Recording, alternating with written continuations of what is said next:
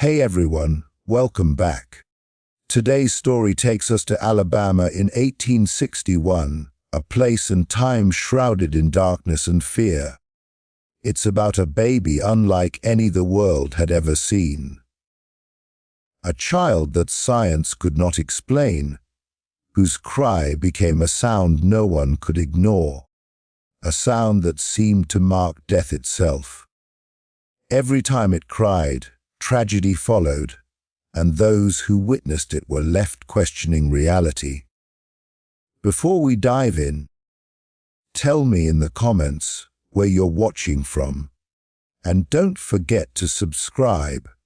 because every story here is backed by hours of research, digging through true historical records, and uncovering details that have been buried for over a century. The night the baby was born, the sky had turned an unnatural shade of dark purple, almost black, and the clouds moved with a slow, heavy weight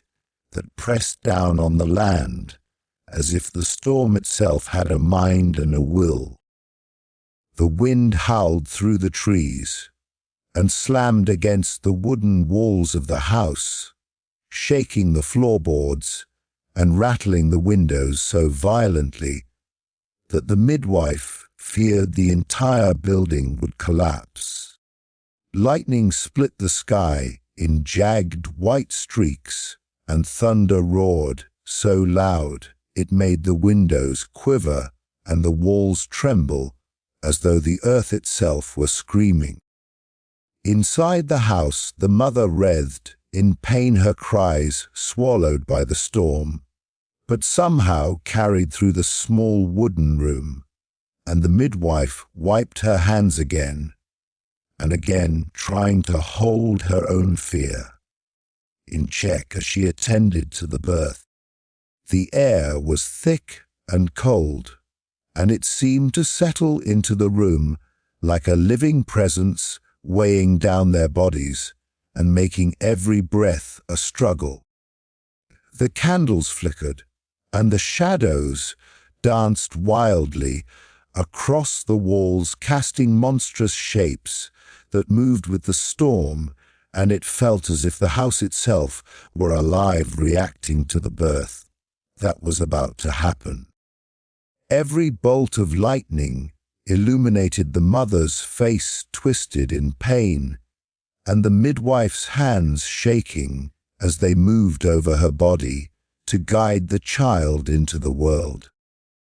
When the baby finally emerged, there was a pause in the storm, a silence so complete it was almost louder than the noise itself, and the midwife felt a chill that ran from her feet to her head as she lifted the child into her arms. The newborn did not cry immediately, and the midwife noticed the eyes wide open, staring upward, as if seeing something beyond the room, beyond the house, beyond the storm. The wind outside seemed to pause, and the shadows froze, and for a moment the world itself felt like it was holding its breath in reverence or fear of this small being that had arrived under such unnatural circumstances. The midwife could feel a tension in the air, a vibration that came from the baby itself, and she realized that whatever had been born this night was not an ordinary child, and that the storm outside was in some way connected to this moment, as if nature itself had marked the arrival of something impossible. She wrapped the child quickly, her hands trembling as the shadows danced across the walls and lightning flashed one final time, illuminating the house in stark white. And then the storm resumed. It happened, but the moment forever, as the night changed and Sarah's mind introduced that the sign is deeply wrong, because the tiny chest did not rise and fall the way it should. and there was a stillness to the child that way shoot all the way hemos the more hemos what.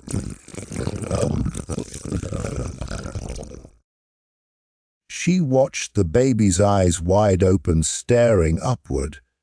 as if it could see beyond the room, beyond the house, beyond the world, and a chill ran down her spine that made her hands tremble as she lifted it gently into her arms. The mother reached out weakly, calling the midwife's name, but the woman could not answer, because a strange pressure filled the air, a suffocating weight that seemed to press on her lungs and make every movement painful. She tapped the baby lightly, hoping to elicit a normal cry, but nothing happened, and a sense of dread began to coil in her stomach like a living thing that refused to release its grip. The child's skin felt cold under her hands, almost like frost, and yet there was a subtle tension in its muscles, as if it were alive with some hidden force that she could not understand. Every second stretched unbearably long, and the mother's sobs filled the room, adding to the oppressive atmosphere as the midwife realized that this was not the silence of sleep, but a silence charged with a terrifying potential. The oil lamp flickered and cast moving shadows across the walls that seemed to mimic the child's stillness, and every heartbeat echoed like a drum in her ears as she tried to think clearly and remember her training. But the instincts in her body screamed that something about this baby defied all reason. She felt the tiny body twitch slightly and then settle as if listening for something invisible, and the chill deepened, making her shiver violently. She whispered words of comfort and tried to move closer to the mother, but the room seemed to contract around them, and the air itself seemed heavy with anticipation. For a long moment neither the mother nor the midwife dared breathe fully, because even the smallest sound might provoke something unknown in the child, and in that instant the midwife knew with an unshakable certainty that this newborn was no ordinary baby, and that whatever arrived to stay, and that every cry that had arrived gently or foggy as it would make it to them with a life, a sharpness of the very air around them, within the force of the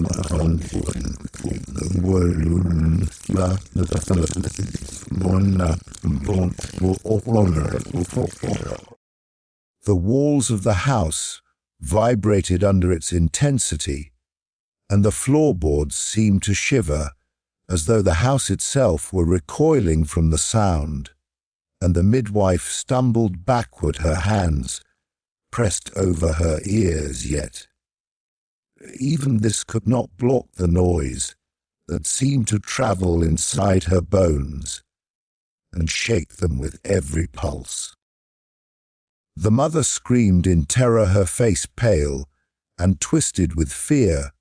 because the cry was not a cry of a newborn.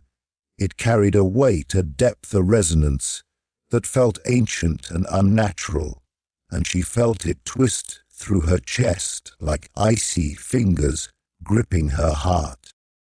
The air seemed to warp under its presence. The shadows on the walls bent and flickered in strange patterns, and the oil lamp trembled as though it feared the sound and might be extinguished at any moment. For a heartbeat the world held still, and then with a sudden thud the grandfather, who had been sleeping in the next room, was found lifeless, his eyes wide open, frozen in shock, as though the cry had reached inside him and stolen away his life instantly.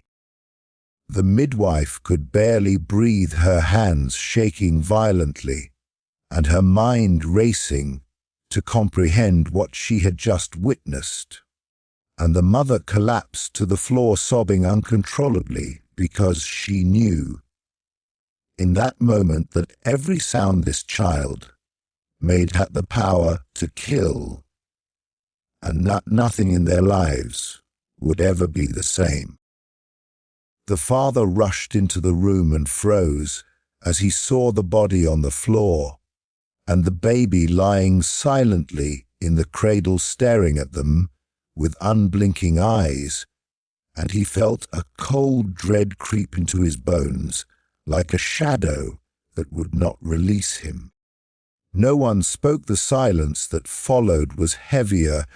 than the cry itself, the weight of the death settling in the room, making it hard to breathe.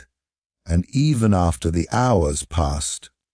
and the immediate horror faded, the knowledge that the child had caused this death lingered like smoke and a shadow over everyone present.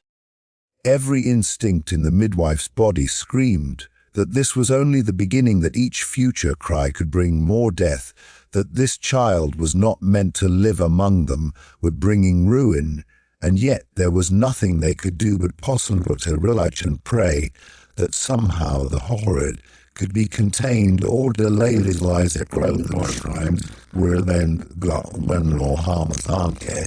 could straight one nearby with their own warning or housing runner and passing harmonies with warning one sound of one or warning reason. Each member of the household became hyper-aware of the smallest sounds and movements in the room, their hearts beating fast with anxiety and dread as they watched the infant for any sign that another cry was about to erupt. The mother avoided looking directly at the baby. She could not bear the weight of its gaze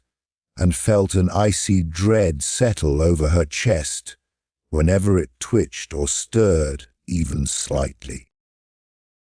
The father walked stiffly around the house, checking doors and windows, as if securing the house could somehow prevent the child's cries from reaching the world, yet he knew deep down that no barrier could contain it, and that every precaution was only delaying the inevitable. The midwife refused to remain in the same room with the child for more than a few moments at a time, and when she had to approach, she whispered prayers under her breath and moved as if stepping on sacred ground that might erupt in destruction. The servants and workers on the property spoke in hushed voices and avoided the room altogether, yet even from a distance they could feel the tension radiating from the house, and they began to whisper rumors about curses and dark forces at work. Each day the family counted the living and the dead, and each time the cry came, someone else succumbed to a sudden illness or fell lifeless, as though their soul had been stolen. Sleep became nearly impossible because the sound could come at any hour, and the fear of the next death hung over every waking moment like a shadow too heavy to ignore. Even meals and ordinary routines became impossible. The family could not eat without listening intently for signs of movement, and each small noise was met with a jump of panic and prayers for mercy that never seemed to come. They began to notice patterns in the cries, though they could not understand them, and tried to predict the timing or the next victim. But the randomness of it mocked their attempts and only increased the sense of helplessness that gripped them all. The walls of the house seemed to echo the cries, and the shadows twisted in strange ways that reminded them that the world itself had changed since the child's birth, and nothing would ever feel safe or ordinary again. The father's hands shook when he approached the cradle, and the mother's knees buckled with fear whenever she dared to glance inside, and even the midwife whispered that the child was not of this world, that it carried a power beyond understanding, and that their lives would never recover from the events they'd been forced to witness. The family grew increasingly isolated, refusing visitors and speaking to no one about what had happened, yet even in their seclusion, the terror of the child's cries infiltrated every moment and made ordinary life impossible, leaving them trapped in a constant state of fear and anticipation that seemed to stretch endlessly. None of them, none of them could survive. Could fully neither of them could survive in. The mother's terror grew into a constant oppressive presence that shadowed every movement she made and every thought she held, as the baby's cries and silent gaze became inescapable burdens that pressed on her mind and soul. She could not touch the child without feeling a coldness seep into her fingers, a heaviness that seemed to drain her energy and leave her trembling and hollow, as if a part of herself had been pulled out and carried away by the unseen force that lived within the infant. Nights were the worst because the shadows lengthened and the wind howled through the cracks of the house, and every small twitch or gasp of the baby made her heart jump in panic and terror, and she found herself holding her breath for fear that even breathing too loudly might provoke something deadly. She began to avoid looking directly at the cradle, and instead glanced only briefly from the corner of her eyes, yet even that fleeting contact sent shivers racing down her spine and made her muscles tense, as though bracing for an impact she could not predict. Her sleep became fragmented and shallow. She awoke in sweat-soaked sheets, with the feeling that the child was somehow aware of her even in her dreams, and its tiny gaze pierced the darkness and judged her every thought and movement, and she could feel her own sanity fraying with every passing day.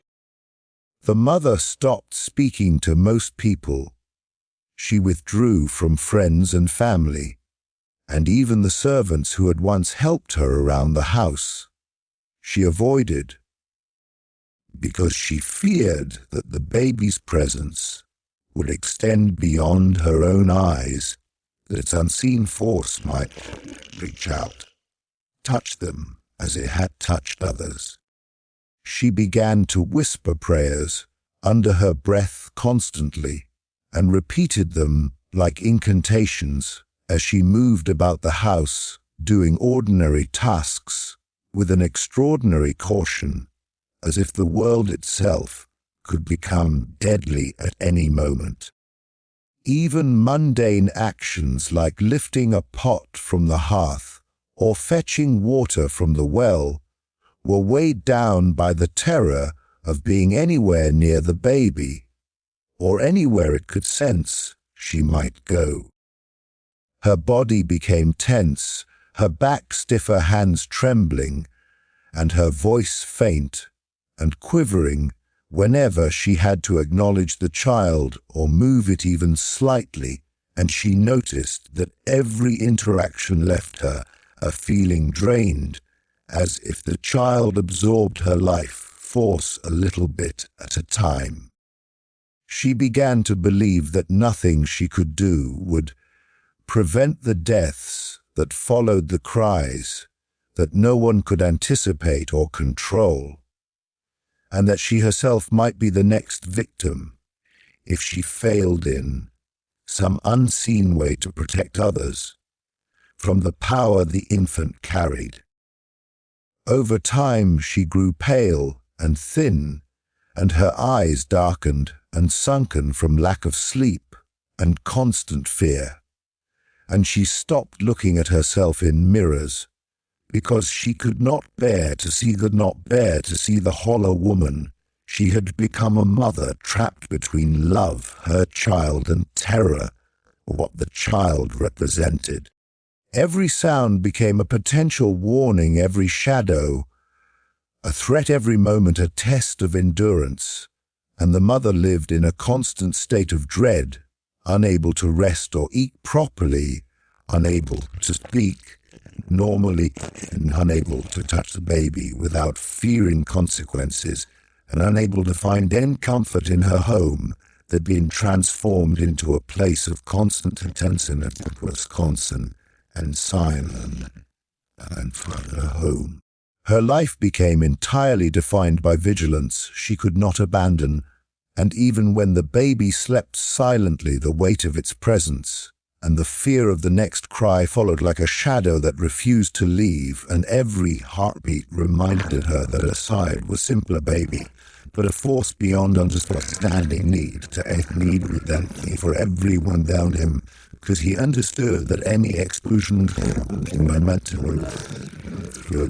even when their lives might cost someone their nickel. Falling watershed was somewhere in the more life. He moved cautiously through the house, with the child swaddled tightly against his chest, feeling the cold weight of its body and the unblinking gaze that seemed to pierce through him and into the depths of his mind. He avoided the main rooms where the other family members might pass, and carried the child to the farthest corner of the house, to a small storeroom where no one usually went.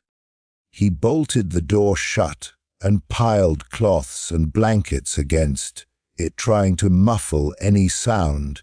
yet he could feel the subtle vibrations of the child moving beneath the layers, and knew instinctively that the cries could escape no matter what barriers he created.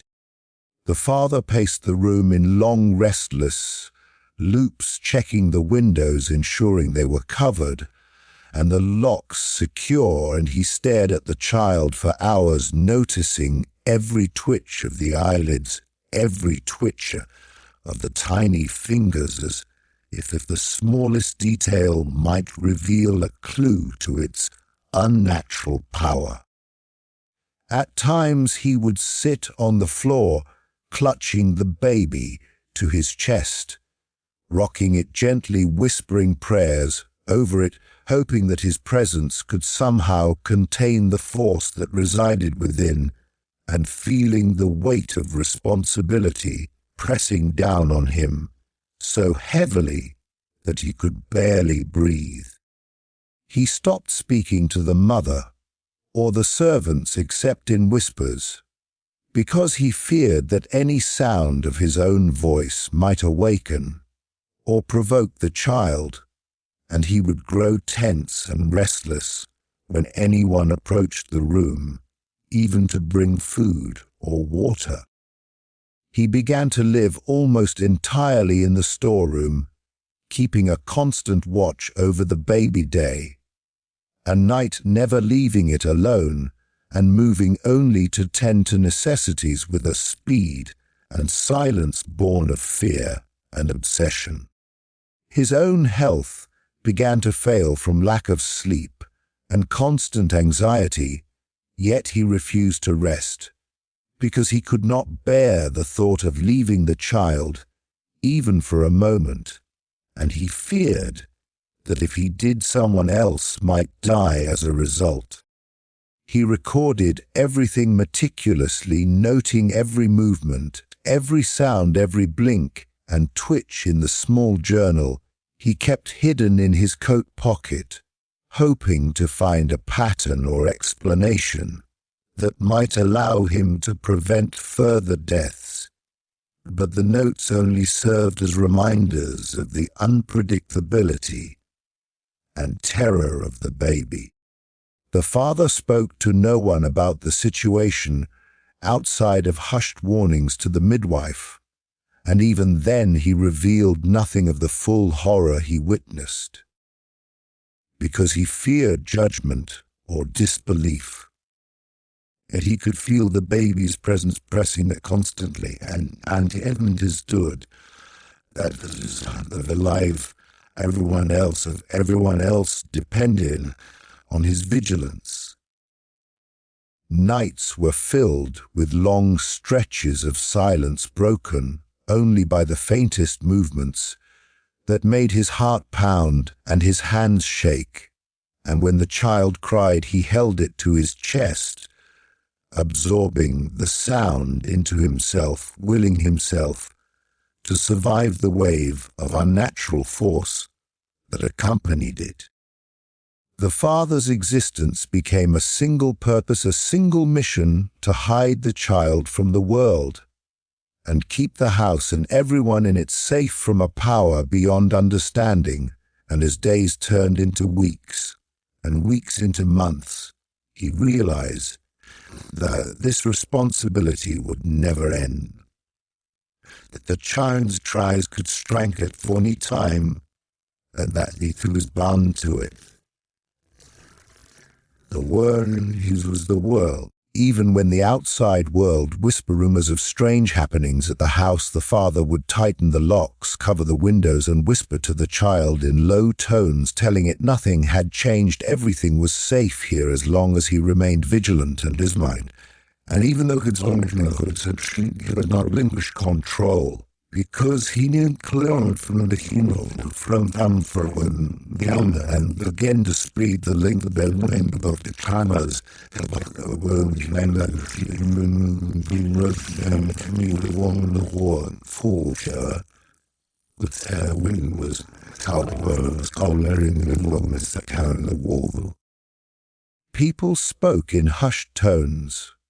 when they mentioned the child, as if saying its name too loudly might call it forth, and the fear that had settled over the house seemed to seep into the surrounding community like a creeping shadow. Children were warned not to play near the property, and adults crossed the street to avoid walking past the windows for fear of glimpsing the baby or feeling the strange chill that hung around the house. Travelers who spent the night in nearby homes reported strange noises in the distance, cries that echoed across the fields, and unsettled animals who refused to sleep or eat, and even the wind seemed different when passing near the house. Some claimed to see flickers of light through shuttered windows or shadows moving against the walls when no one should have been awake, and those who dared to approach often returned pale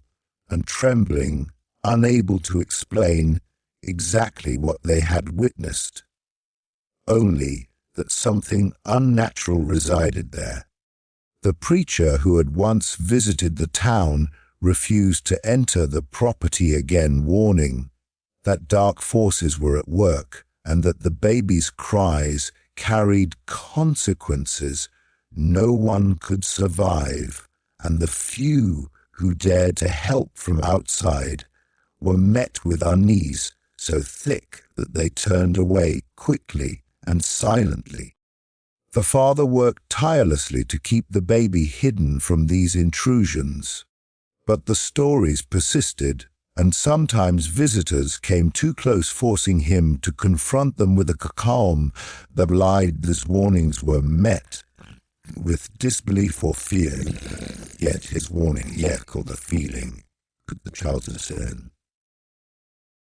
of folklore, the children's ways, that's true, the feeling. So, gossip multiplied in every home, every tavern, and every market, and the baby became a figure of legend. Even before it had grown older than a few weeks, the cries of death associated with it reaching ears far beyond the property and making people avoid contact with the family as though contamination was possible. The community's unease settled into the land itself. Animals refused to enter fields near the house doors, creaked in the wind, as if warning those inside, and travelers reported an unnatural stillness when approaching the area, like the world held its breath in anticipation of another cry and the possible death that might follow. Even people who had no reason to be there felt the tension, the way shadows stretched longer and the wind carried an electric charge that made the hairs on their arms stand on end, and they walked away quickly, convinced that something was wrong beyond their understanding, and that they had glimpsed only a fragment of the whole of the horror, the walls of the house. The rumors became a living thing of their own, fueled by fear and imagination, and the baby became an unknowable force in the minds of everyone around, its existence impossible to ignore and impossible to comprehend, and the fear of what the scyther into next cry might bring bound the community together that lasted long. After the first death had occurred, the preacher arrived at the house with a sense of purpose and dread pressing against his chest, because he had heard the rumors and felt the unnatural weight in the air as soon as he approached the property, and he understood that whatever was happening inside the walls was beyond ordinary human comprehension. He carried his Bible tightly in one hand and a small vial of holy water in the other, moving carefully across the uneven ground and feeling the wind shift around him like invisible fingers probing for weakness. As he entered the house, the oppressive silence struck him, first the air thick and heavy, and the shadows bending strangely across the walls and floors as if they were alive and watching his every step, and the faint smell of fear and sickness seemed to coat the room, making it hard to breathe. He approached the storeroom where the baby was kept and paused at the door, feeling a pressure so intense that his knees nearly buckled and his hands shook as he prepared himself to enter the space and confront the presence that had brought so much death. Inside, he saw the father sitting stiffly on the floor, holding the baby tightly against his chest, rocking it slowly and whispering prayers of his own, and the preacher felt a chill slide down his spine as the child turned its gaze toward him and realized that those wide, unblinking eyes seemed to peer into his soul with a depth that no human eyes could possess. He opened his mouth to speak words of comfort and blessing and poured the holy water carefully around the edges of the room. But the infant did not react as any normal child might. Instead, the tension in the room seemed to deepen, as if it recognized the intrusion, and the preacher felt his own heart race in fear and anticipation. He began reciting passages from the Bible aloud in a firm voice, yet the shadows twisted more violently, and the temperature dropped, and a low vibration filled the floor beneath him like a warning pulse. And he realized fully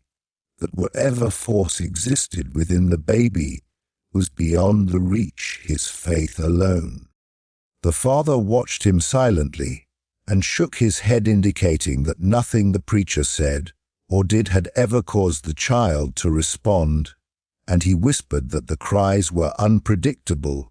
and that any attempt at intervention could provoke death. When the preacher swallowed hard, realizing that the responsibility to protect the living lay solely with the father, realizing that the rhythm lay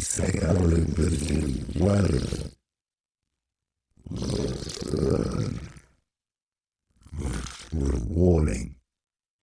Hours passed in the small room as he continued to recite prayers and blessings, yet the baby remained still and silent, and the air felt heavy with anticipation. The preacher left that bay, he exhausted, shaken, and understanding that he had faced a force beyond comprehension, and that the baby was something the world reached to contain, and any even he could not survive. Then worthy, they must survive. As he departed the property, he glanced back once and saw the child staring after him, as though aware of every thought he carried, and he shivered, knowing that the legends and whispers were only fragments of the full terror that resided within the house, and at the Craith, death would continue unchecked beyond the reach of faith or reason. The repeated cries from the baby soon became a haunting rhythm that filled the house and seemed to stretch beyond its walls into the surrounding land. And each time the sharp, piercing sound erupted, it carried with it a weight of inevitability that left everyone frozen in terror and anticipation. The family learned quickly that the cries were not random. The timing seemed almost deliberate, as though the child knew exactly when to release them, and the result was always the same: another death, another life, extinguished in a sudden, inexplicable way that left the witnesses gasping in horror and disbelief. Every room in the house became a place of tension, the shadows hanging heavier, the air thick with dread, and the floorboards trembling underfoot, as though the house itself had learned to brace for the moment when the next cry would strike. The servants and family members who dared to be near the infant would hold their breath at every sound, listening intently for the faintest hint of a stir that would signal an impending cry. And even when the baby appeared calm, the memory of the last event kept their nerves taut, like strings stretched to their breaking point. Animals on the property reacted instinctively, dogs and horses becoming restless and uneasy, barking or neighing into the darkness and refusing to enter certain rooms, while birds avoided the trees closest to the house, as if they could sense the unnatural presence that radiated from the infant. The family began to mark time by the cries, counting the days by the number of deaths that followed, and they noticed patterns in the intervals, though the logic behind them was impossible to understand. And the fear of what might come next grew heavier with each passing hour. Meals were interrupted. The simple act of eating became a tense ritual, everyone listening intently for the sound of a shift in the baby's breathing, that might signal a cry, and everyone bracing themselves to react in hope of minimizing the damage, though they knew there was no defense against it. The father spent hours pacing with the baby in his arms, eyes darting to every corner of the room, every shadow, and every sound outside the door, because the cries could reach anyone, and no one was truly safe if the child decided it was time. Even the midwife who had assisted with the birth felt the weight of each cry as a physical presence pressing down on her chest and tightening her throat, and she often had to step away, unable to endure more than a few minutes of exposure without fear overwhelming her. The mother became almost catatonic during these moments, her body frozen with dread and her mind unable to process anything other than the next inevitable sound and the lives that might be lost when it came. The house itself seemed to bend around the cries, the walls echoing them endlessly, and the windows rattling as though trying to shake the sound free, while the wind outside carried a faint echo of the infant's wail across the fields and into the ears of anyone near enough to hear. Every cry was a marker, a symbol, or a destruction that no one could interfere with, and it became clear that the infant's ability to produce them was both a curse and a force that dominated the lives of all who dared ignore the sound or the terror it brought with it. The mother's psychological torment became unbearable, that the constant fear she carried her way at her mind, leaving her in a perpetual state of variance and perpetual was unwilling any fall. The despairing. She could not sleep for more than a few fragmented minutes at a time, her eyes snapping open at the slightest sound, and her ears straining for the telltale signs that a cry might be coming any moment. And even when the baby was still, she felt the weight of its presence pressing on her chest like an invisible hand, refusing to let her breathe freely. Everyday tasks became monumental challenges. She moved cautiously through the house, never daring to take her eyes off the child, and every shadow or creak in the floor sent waves of panic through her body, as if the world itself had become a threat. She spoke less and less to anyone, even the servants she had once trusted, and avoided the father at times, because she feared that any normal human interaction could provoke the baby or invite disaster into the room. Her mind became a battlefield between love and fear. She loved her child, and yet she dreaded what it represented, and each cry sent her heart into spasms of grief and terror that left her shaking and breathless. She began to withdraw from reality, her thoughts circling endlessly around the possibility of the next death and the responsibility she felt for anyone who might be near the child, and she imagined scenes of horror that had not yet happened, yet felt real enough to make her flinch or cry out in silence. Her health deteriorated. She became pale and thin, her hands and legs trembling from exhaustion and constant tension, and she began to forget simple tasks like preparing food or fetching water for fear that she might leave the baby unattended even for a moment. The house became a prison. She wandered through its rooms half in a trance, her mind constantly alert for the slightest movement or sound. and even brief moments of silence felt heavy with expectation,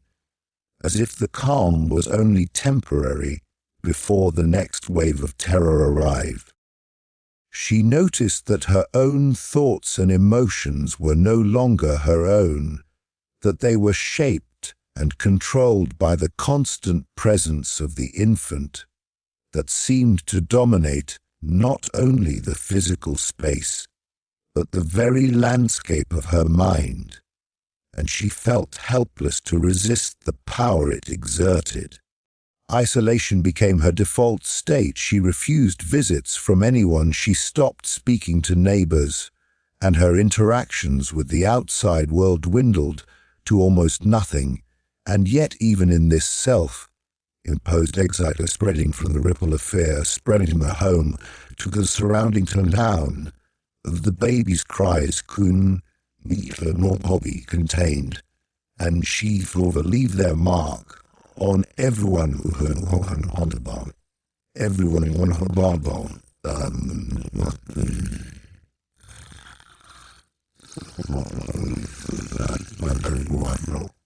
The psychological torment was compounded by guilt. She blamed herself for the deaths that had occurred, though she had no power to prevent them,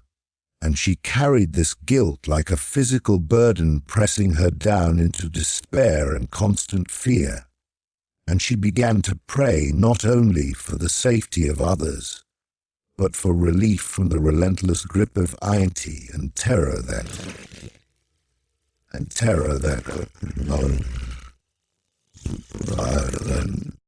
every moment became a test of endurance. She measured her days by the interval between cries and the presence or absence of death, and even mundane actions like sitting in a chair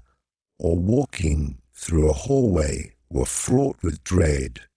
as she navigated the house like a minefield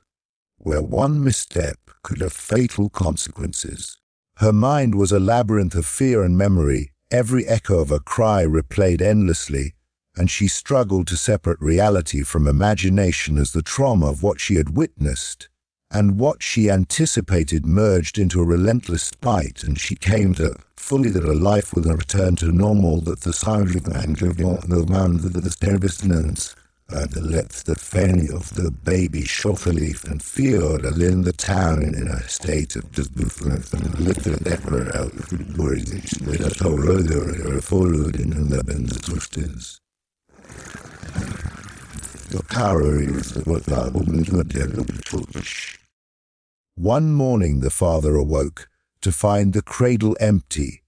and the blankets folded neatly, as if the child had vanished without a trace, and the air in the room was still thick with the echoes of cries that no longer came, but had left a residue of dread that clung to every surface. Panic surged through the household, the mother trembling uncontrollably and calling out the baby's name over and over, while the father searched every corner of the house, opening doors and peering into every darkened room, as if expecting the child to materialize at any moment. The servants and neighbors were summoned in desperation, but no one had seen or heard anything unusual the night before, and the footprints outside the house led nowhere, as though the baby had been lifted from the earth itself and carried away by unseen hands. Rumors began immediately that the child had been taken by supernatural forces that had always been tied to its birth, and that its cries would continue somewhere beyond human sight, spreading death and fear to anyone unfortunate to encounter it. The family was left in a liminal state, suspended between relief and terror, relieved that the immediate danger had vanished, yet terrified that it might return at any time in another place with the same unstoppable power to kill, and destroy. Days passed, and the household attempted to resume some semblance of normal life, but the memories of the cries and the deaths they had caused remained vivid and inescapable. The shadows in the corners of rooms seemed longer and more menacing, if they carried the residue of the baby's presence, and each unexplained sound brought a rush of panic and fear that left no one vroom.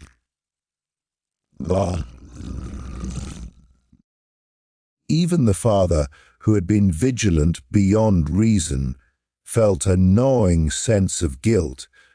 that perhaps he had failed to protect the child from forces greater than himself, or that he had unknowingly allowed it to escape into the world, where it might continue its deadly pattern. Visitors and neighbors whispered of sightings of a small figure in the fields or along the roads late at night, and while none could verify these reports, the fear was enough to keep people away from the property and to cement the legend of the baby as something beyond ordinary comprehension. The mother's psychological scars deepened as she replayed every moment in her mind,